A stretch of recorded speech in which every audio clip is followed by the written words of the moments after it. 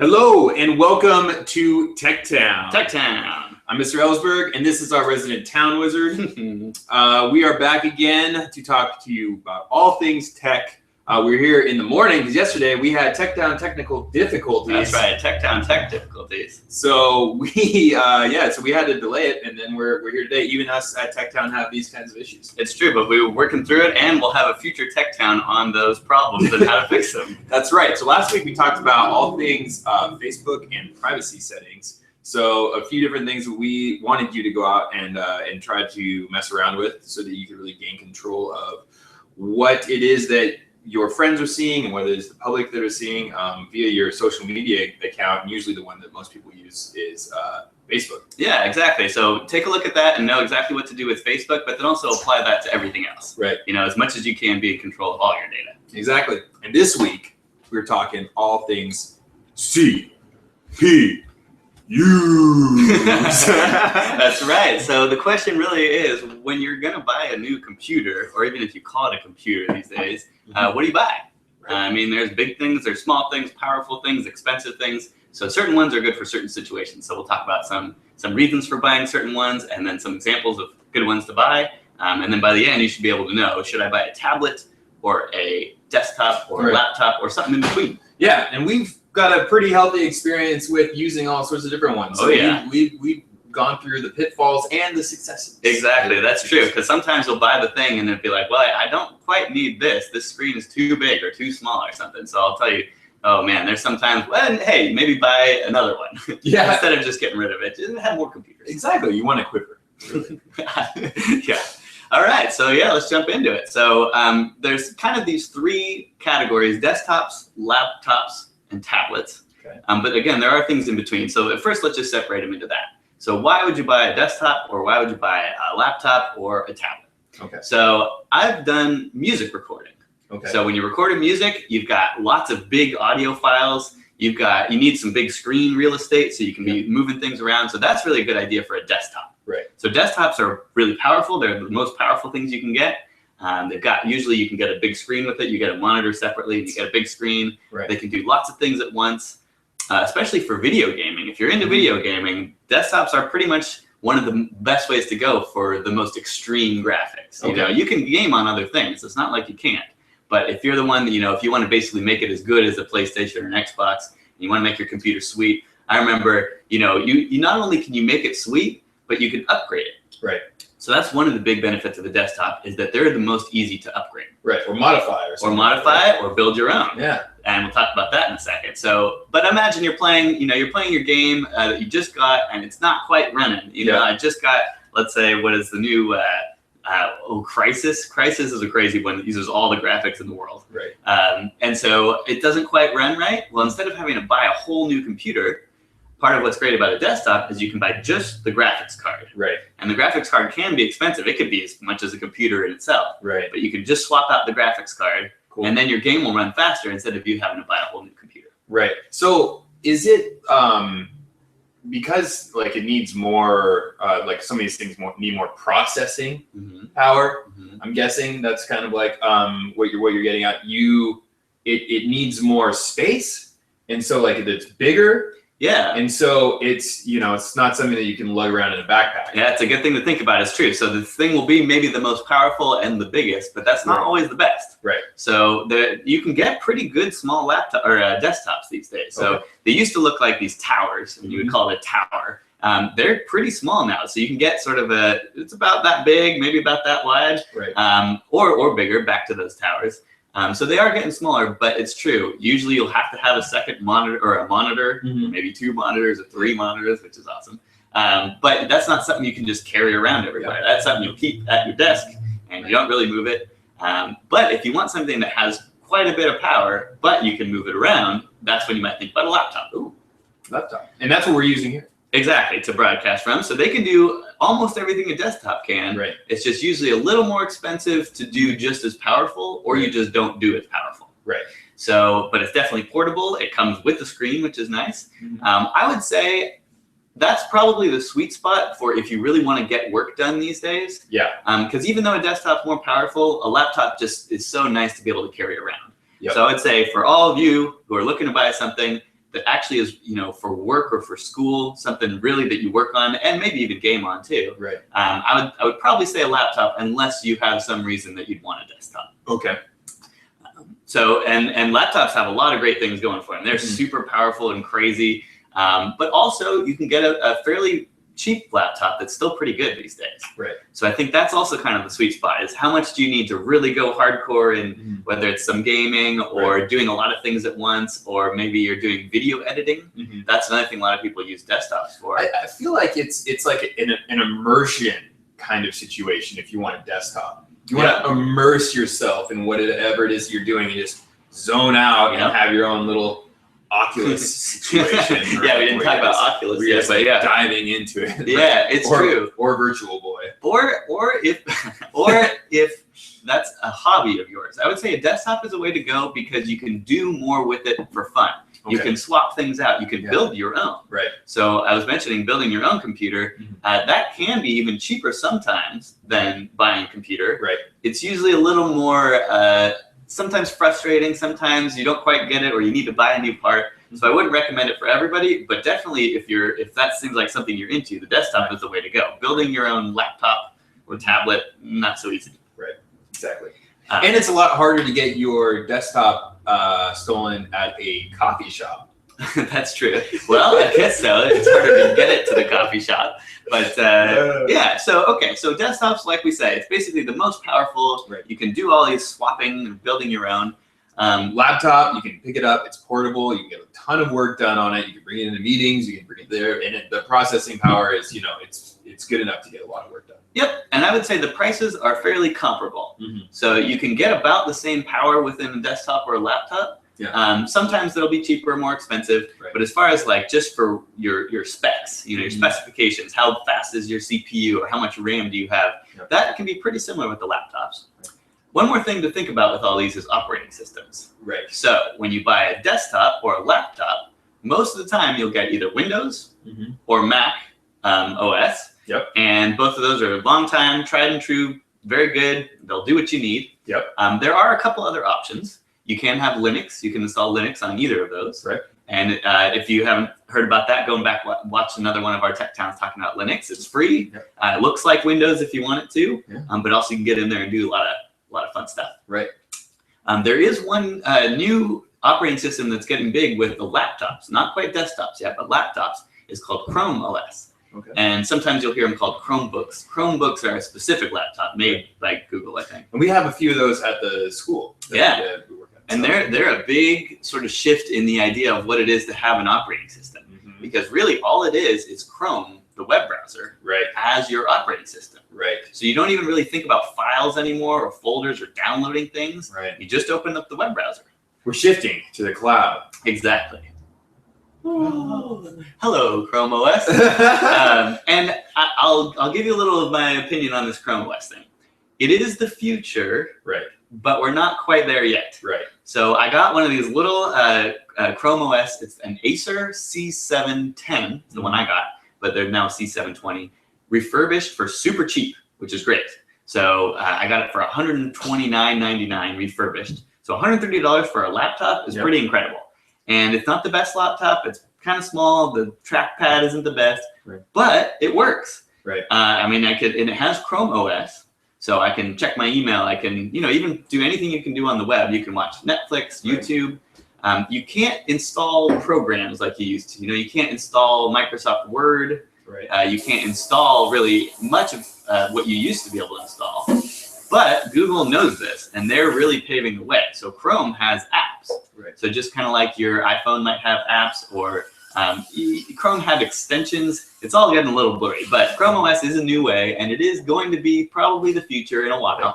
But don't get it thinking that you can do just everything you could do with a normal computer. It's not quite there. There are some limitations, like trying to look at and mess with PDFs. I mean, something like that. Yep. It's simple as that. It's true. Difficult. This video editing, there's starting to be websites and things like that help you edit videos, but not as many. So if you're really into video editing or sound editing or 3D gaming, Chrome OS is not quite there yet. Yeah. So a lot of the cloud-based programs aren't as good as the things you can download. But that being said, it is the way. So get ready. We're on the way. Right, get ready for that. And it's a great option because it's usually cheaper. So Windows and especially Mac will charge more for their operating systems. Chrome is free. It's super cheap to get one of those devices. Right. So I would say, and check mine out. See, here it is. Boom. Boom. Just a little guy, you know, it's got a couple USB ports. It's got an HDMI out, by the way, which is cool. So with the HDMI out right on that side, that means you can plug it into a big old TV, and it actually does 1080p output, so which is HD. And so for this little guy, 129 bucks, doesn't do everything, but does what I need it to do. Exactly. And even for programming. So another nice thing about these Chrome OS things is that I mentioned Linux. You can actually install Linux on these things. Right. And then you can make it look like Windows and download things. And that's a cool way to go if you want to get a little nerdy on it. Sweet. Yes. There you go. Which brings us to tablets. Oh, tablets. All right. With the T. Tablets with the T. And I want to mention a couple reasons to get a tablet. So number one is I think the App Store is kind of cool. Yeah. So that there are app stores on Windows and Linux and Mac. And they're okay. They have some things in them. But really, the apps get a lot better once you start going to Android and the iOS. Right. So for a tablet, I would say apps are kind of a big reason to go, because maybe there's an app that your friend's using and you want to be able to use it. Right. Well, on the desktop or laptop, a lot of times you can't. Right. So with tablets, they're portable. You know, definitely that's one of the main reasons you would get one. It's basically the screen of a laptop, but you just can move it around. The touch screen's pretty cool. Touch screen's a really big one, especially if like you're in design or something like that. A lot of times you need an extra piece if you want to, you know, use that with a desktop or a laptop. Yeah. Tablet, it's just all right there on them. Yeah, exactly. It's a little more natural sometimes to use your fingers and be touching that. Battery life, it's interesting with the laptops. Sometimes laptops have pretty good battery life, and sometimes even better than tablets, but usually not. Right. Usually tablets are the things that you can, unless you're doing lots of gaming and things, if you just kind of check your email, they'll go for sometimes 5-10 hours, which is pretty good if you need to be on the go or traveling. Or right. And so it's really based to support people who are out and about doing things. Yeah. So if you're doing something and you're away from power hookup, you know, a tablet might be the way to go. And that's why, like, you see a lot of times, like, they'll have them on sidelines of football games. But even if you're out and about, if you're on a hike or something like that, on a bus or an airplane or traveling in a car, definitely it's nice to be able to just have the one thing rather than something bulky or heavier. Simpler to use. Tablets, the operating system on the tablet really changed the way that you install things so that they're just apps. Right. And there's less viruses and things to confuse you, less settings, less pop-ups. Right. So it's especially for maybe older people or younger people or people who don't want to deal with computers, they just want to get to their stuff. Tablets have a nice operating system that sort of just helps you do what you want to do. And that's another thing, is it's really a gateway technology for people who may not be technology natives. Yeah. Makes it really simple. So you're like, you know how you get the really huge phone? The like buttons, you know, for you know, someone that's older can't see, or even like a younger person. Yeah. It really simplifies. And it's true. And you could get a smartphone. We won't talk about smartphones this time. You could get a smartphone for that reason. Right. But tablets are usually better because with those kinds of people, you don't want something so small. You want something a little bigger, a little easier to touch, a little more to be able to see. Something that doesn't take the hand-eye coordination that a phone. Yeah. And so one thing that a couple downsides of a tablet, but then ways around them. So one downside of the tablet is that the screen isn't that big. So some laptops have small screens too, but really sometimes you really want a big screen. So what laptops and desktops can do is hook up to those big screens. Right. And it turns out tablets can too. So sometimes they could hook up directly, but not very often. There's not usually the plug to be able to do it. So what they have now, an example is called Chromecast. So Google came out with this little $35 HDMI stick. Right. It's just this little thing, and you plug it into the HDMI spot on your TV, and that connects to the internet, and then from your tablet, you can beam things to it. Very cool. So let's say you're wanting to watch a movie, on your tablet, you find the movie in Chrome, and you say play, but then it can beam it to the TV, and you can watch it nice and big on the TV. Right, and the equivalent, Apple has Apple TV. Mm-hmm. You know? So the idea would be if you want the tablet mostly for portability and battery life, all these things, but sometimes you want to be able to watch it on the big screen. I recommend Chromecast because it's only $35 and it works with both Android and iOS. Right. So check that out. And another nice thing is you can almost just use it as your controller, your universal remote. Oh yes, and that's nice too, right? Just have your remote as a nice big touch screen. Right. It's great to be able to play Angry Birds on your universal remote. Exactly. Okay, so one more downside of the tablets is lack of keyboard. Or, I mean, they have a keyboard. It's on the screen. So if you're typing emails or you're typing a few little things, it can work just fine. And you can get pretty fast. Some people are, world record typers on touch screens. They have virtual keyboards, software keyboards on the screen that are kind of clever. They can help you. There's little autocomplete things. There's ways you can swipe your finger around. Same stuff as you would have with a phone. Exactly. So they have some clever ideas, but the main point is if you feel like you really want to be typing a lot, you may need something else. Right. You may not have to get a laptop because they sell keyboards. So there are a couple Bluetooth keyboards, and I have a link in the show notes below on some comparisons between Bluetooth keyboards. But one feature that most tablets have is Bluetooth, which then can wirelessly connect to a keyboard. And then you can type on your keyboard and it will show up on the laptop. Or on the tablet. Which most of the time is great. Bluetooth can sometimes be, not the best connection though. So if you really need to do a lot of work, maybe a laptop. It's true. It's true. So yeah, tablets are the kind of thing where if you're really focused on productivity, you're going to have to deal with some things. Right. It's not going to be quite right. But they cost less.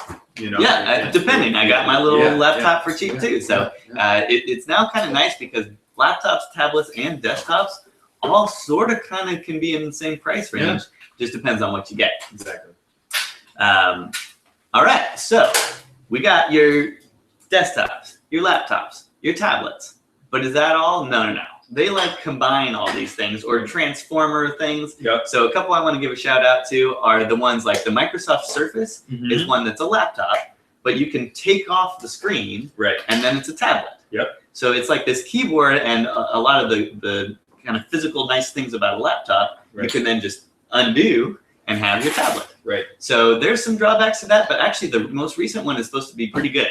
So it is a little more expensive, but it's the one that the way they say it is finally the laptop the tablet that can replace your laptop, but it's also sort of like a laptop. So they're trying to tell people you've been looking for something that's both a tablet and a laptop. Here's the thing. It's actually supposed to be good. Yeah, which is good, but you always should be a little bit wary of that sort of thing. It's true. The other good news is that this is the third version of it. Yes. Microsoft usually doesn't get things right until the third version. So now we're on the third version, and it's actually supposed to be really good. So it is about $1,000 though, so it's a little more expensive. There you go. There's other ones too. There's one called the Lenovo Yoga, and that's one where instead of I think detaching, it folds all the way around. Wow. So you can kind of fold it all the way around and have just sort of a tablet. You can fold it like a pyramid and sort of have it stand there, and that looks kind of clever. Again, they're also on version number 3, so this one's supposed to be pretty good. There you go, Chaturanga. Yes. So, but that's not it. I mean, there are ones that detach or transform or I don't know, get bigger or smaller. Into the wall. Yeah, so take a look. If you're interested in not just one of these, but sort of going back and forth between them, there are some cool options. Usually they're a little more moving parts, a little more expensive, so you have to really want it, I'd say, rather than just going for one of the others. Right, and sometimes it's fun just to be ahead of the curve and try out some new technology. Yeah, well, and watch out for when you're playing with someone else's and you think it's one of these and you try and grab the screen off and it doesn't or touch the screen, smash it down. Know what you're using. All right, so that's kind of the categories we're talking about. Then, which ones should you buy? That's usually a big question that's always changing. So I have a link in the show notes below to talk about some of them. Really, it's just about going on to some of these websites and reading reviews and checking out, there's a couple different websites I'll mention on where to buy them. But I'm a big review person, so I'll go and read reviews. It's not always that the ones with the best reviews are right for me, but at least you can get a sense of what people think about it. Yeah, and really you want to get the user experience. You want to hear from other people because if you're going to hear straight from the company, Right, the company's always going to tell you it's the best thing since sliced cheese, but exactly. No, you gotta try it for yourself. It's also nice to be able to feel it for yourself. A lot of times you'll go online and see a lot of the reviews and say, okay, I like it, but something about the trackpad or the keyboard doesn't quite feel right to you. So it is nice to either try it before you buy it or have some sort of return policy. Because if this is, a big investment that you're going to make, you want to make sure it feels right to you. Right. So check some reviews, try it out yourself, and then look at the return policy just in case. Right. And talk to the people at the store a lot of times. Yeah. So I was going to bring up the store. So a couple places you can buy these things. Online, you have Amazon.com and Newegg. Newegg.com is a good site for computer hardware. What I would recommend is doing the reviews on those sites because that's where people go to talk about what they've bought. Right. So really those sites have kind of the most in-depth and the most quantity of reviews. So I like to just go by and sort it by the number or sort it by the review score. Right. And take a look at the top, not just best-selling, because best-selling can be a little shady sometimes. Right. But sorted by reviews is nice. And you can roll down to Fry's. You can go to Best Buy. Right. So then the physical stores. So physical stores, you remember those? They used to exist. Well, a couple still exist, and you can go into them. And I would say they're usually not going to be on average the best selection or even the best price. Sometimes they'll try and get you to buy other warranties and things because these physical stores aren't making as much money, so they need to try and make some money somehow. Right. So I would say don't go there necessarily for the best deal, but usually it is a good experience because you can at least see the thing you're about to buy and try it out. And the salespeople sometimes have good advice. I would watch out though because they're hired.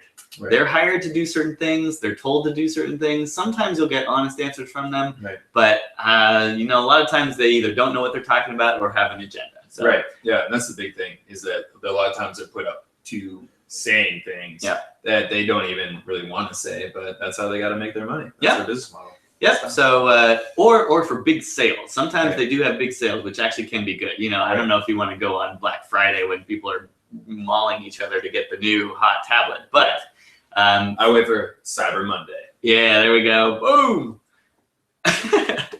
Yeah, nice cyber bump.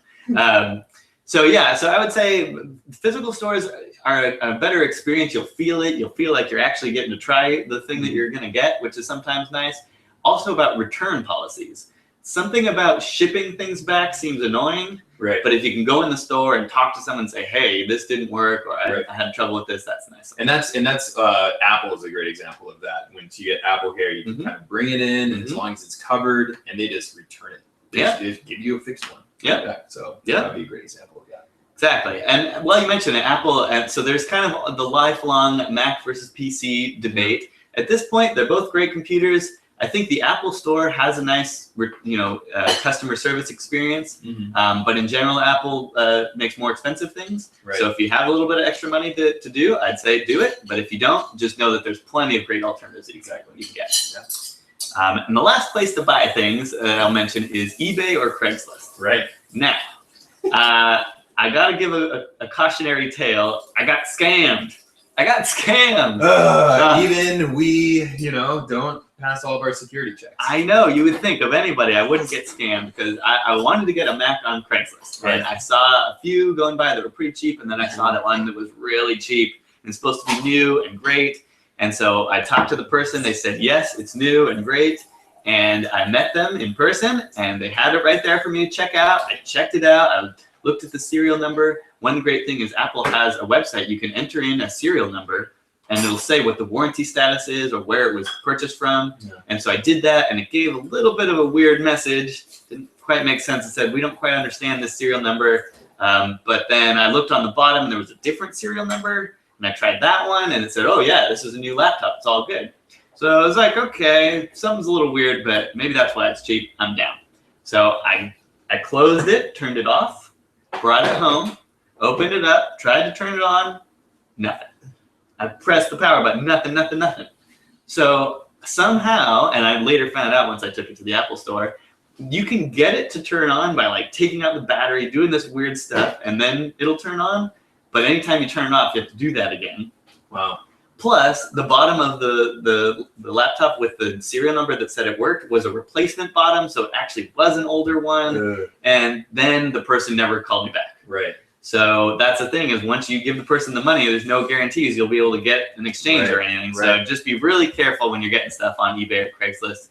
You know, imagine it's a scam. And then if it's not, that's good news. Right. That being said, it's not always a scam. You know, I'm not saying don't go to these places because you can get some of the best deals anywhere on eBay or Craigslist. Just watch out. Yeah, be very, very careful. You know, I got a great deal on eBay for a computer, and I sold it on Craigslist. eBay is a little bit nice. eBay is a little bit better because you can see the ratings of sellers. Right. And on Craigslist, you know, that person could be a first-time seller or maybe have done 10 bad deals before. eBay will have those star ratings, so you can be a little more confident and a little better return policies. Yeah, exactly. So get out there, buy yourself a laptop of one of the 3 that we mentioned, or you know, get out there and try one of the new tech. Exactly. Yeah. If you see something, either a specific desktop, laptop, or tablet, or one of these transformers that you like or think is interesting or have a question about, let us know, and it'd be great to hear more about. That's right. Which brings us to the music side of the week. Excellent. All right. So this week in music site, you know you want to make movies, right? You know you want to make songs. You know you want to make games. You know you want to make all these things. It's like you're reading my mind. Well, obviously. Yeah. Now you just need sound effects, right? Yep. I mean, you can obviously record your own sound effects, like, kapow! But the problem is sometimes those don't actually fit every need you have. So if you want to find some sound effects, I have a website that has a list of a few websites to download sound effects. Nice. Because, you know, you're going to need some things that there are specific people whose job it is to make all the sound effects. You know, the people in the movies. Yeah, it's like a guy from Police Academy. Oh, yeah. It just actually, all it's just him. It's just he does all of them. He just doesn't do it all. But so yeah, and it's great for making movies, especially in that a lot of times you'll need these sound effects, but you don't want to go out and make them yourself. So 55 great websites to go find sound effects. And one thing you just have to remember is if it's free to use. So a lot of times people will have copyright on their sounds that they make, and that you have to pay them to use them.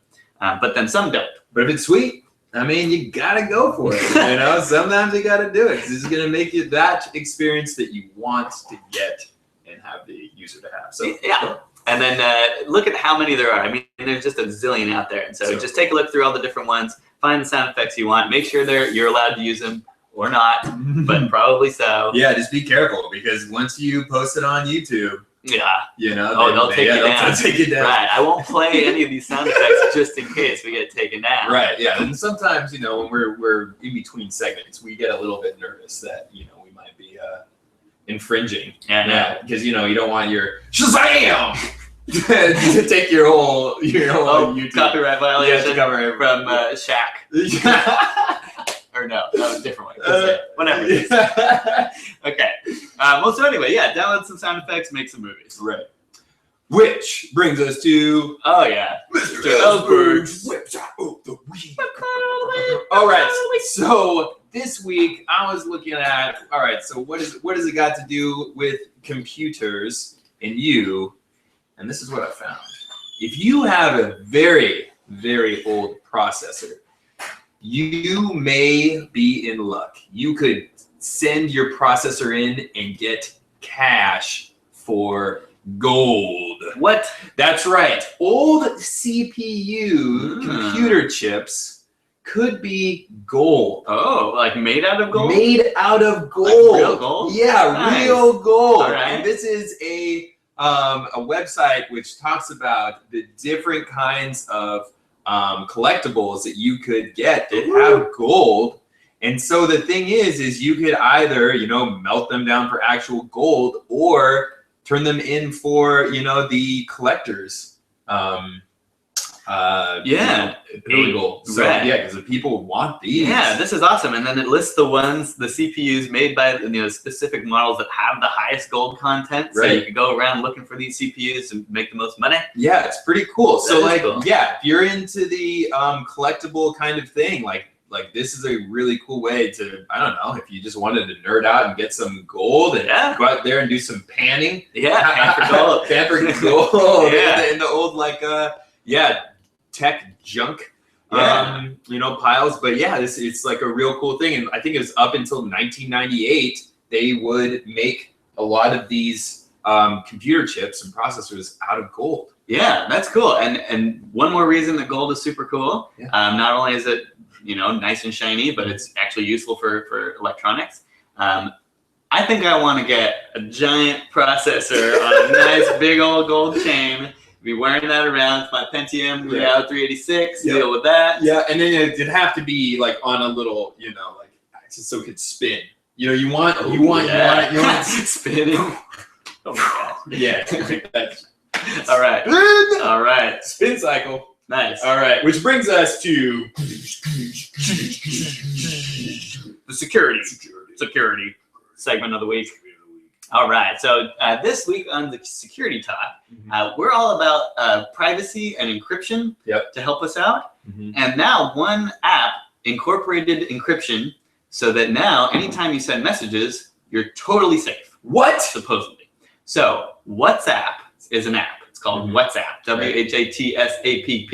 Yep. And it's basically just a little messaging app, and it's kind of like replacing text messaging or iMessage or any of these messages. We use it because the Town Wizard is off of the cell phone tower map, and so it's true. I've got an all metal building, and I get no reception in the building. Yep. So when people try to text message me, it won't work, and I have to like go outside and receive the 10 messages I missed. Right. And also text messaging costs money.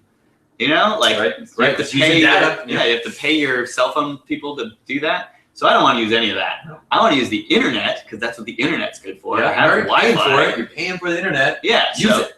On my phone, I can get this WhatsApp app and do basically messaging. But what's cool is that just recently they took an open source technology for encrypting things that was proven to be good and incorporated it. So now every time I send a message to you, it's actually encrypted from the time it leaves my phone to the time it arrives to you. Wow. Which there's two important things about that. One of them is that it's encrypted at all, because sometimes people don't even encrypt it. Right.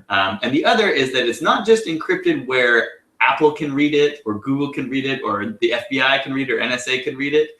It's actually encrypted so no one can read it except you on your phone. Wow. So from the time that I do it, right then it's encrypted where nobody has the keys except for me and you.